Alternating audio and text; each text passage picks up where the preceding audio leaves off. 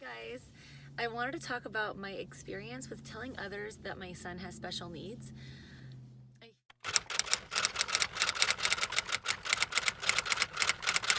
I feel like many people are unaware of just the wide range of different needs out there.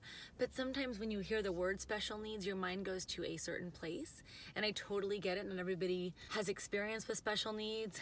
Maybe you have had one experience with meeting someone who had special needs. It's not your own, and so you just kind of assume everyone is like that. But I wanted to share that there's a way to really educate yourself on what it means for people to have special needs. And I think that there's just not one way to see a child or an individual with special needs because there's just so many differences. And so I'm hoping to kind of spread this awareness. Don't be afraid to ask questions if you get into this situation. I find that when I share my son has special needs because it's something that I'm open with, people usually don't know how to respond. Like I said, that's totally normal. But many people tend to think immediately that my son is autistic. Special needs must mean autism, or that he is impaired. And while he might learn differently than other people, I think what's important to get is that there are so many different things that constitute a special need, and that could even just be a learning disability. And so I feel like if somebody is open about sharing that their child has special needs, I think it's okay to say, oh, could you explain, or what type of special need? I personally wouldn't take that to offense. I'm not sure if any other parents would. I just feel like if someone's already open to it, they're welcoming any type of response. And I feel like that's an opportunity to kind of learn. And so,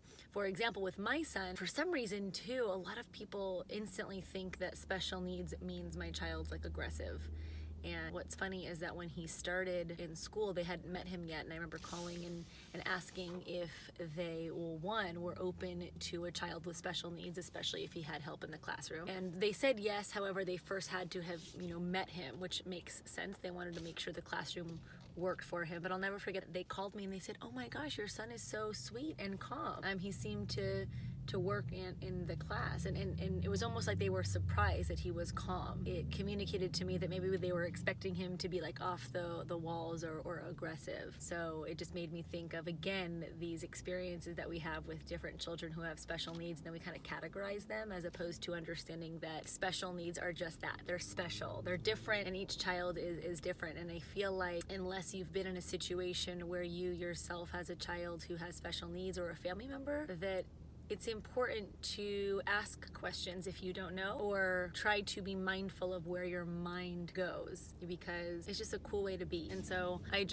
I find that I always get kind of a look. I'm not really worried about people feeling sorry for me. I know that might be an instant response some of us get, but this is a role that not only have I stepped into, but I accept. I think more so just spreading awareness. There are different types of special needs, and a lot of the times parents are not open about it, but just know that when we are more open about sharing our views and our feelings on special needs, it becomes more of the conversation, and it's not so weird and taboo to talk about, and it actually becomes easier to cope with if it's something that you might be struggling with. I feel like the more accepting we are of the fact that kids learn differently and they think differently and they might be wired differently, like my son who has a genetic disorder, then we could be more accepting when those kids enter the classroom. I also want to share with you that I never will forget, like 4 or 5 months into the semester, the teacher pulled me aside and said to me that she really respected what I was doing for my son, which was really cool, but that she has found in her classroom over the years that there are many children who struggle but don't get the help they need. And it made me sad, because I thought that if we were more open about sharing our kids and how they learn differently, then maybe we'd be able to pick up on things earlier on and give the kids the help they need. And I say that because, again, sometimes this idea with special needs means, oh, this must mean you have Down syndrome or autism or cerebral palsy, these common categories that people have heard about, but not realizing that there's so many other categories. And like I said, with my son, he has a rare genetic disorder, similar to how a child with Down syndrome might have an extra chromosome.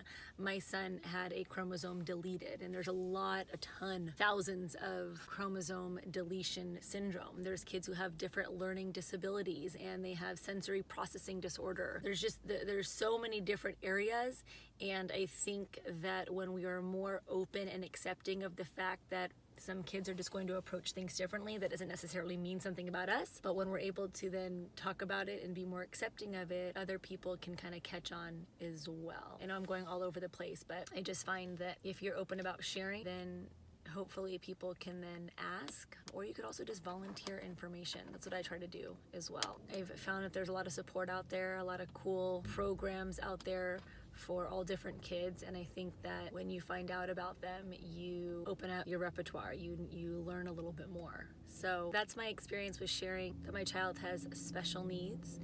And, I'm trying to be somebody who can show others that when you're confident and open in, what you're dealing with in life, you allow other people to do the same.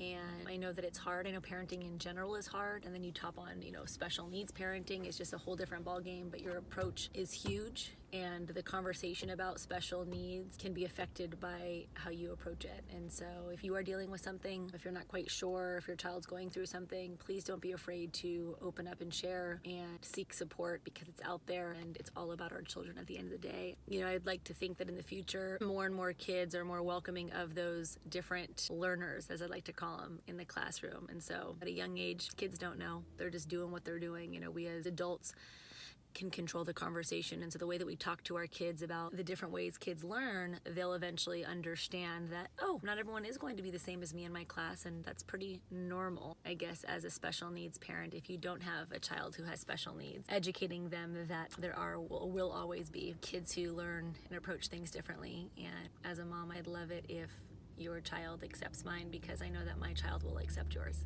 Anyway, thanks for listening to me rant, and I hope to talk to you soon.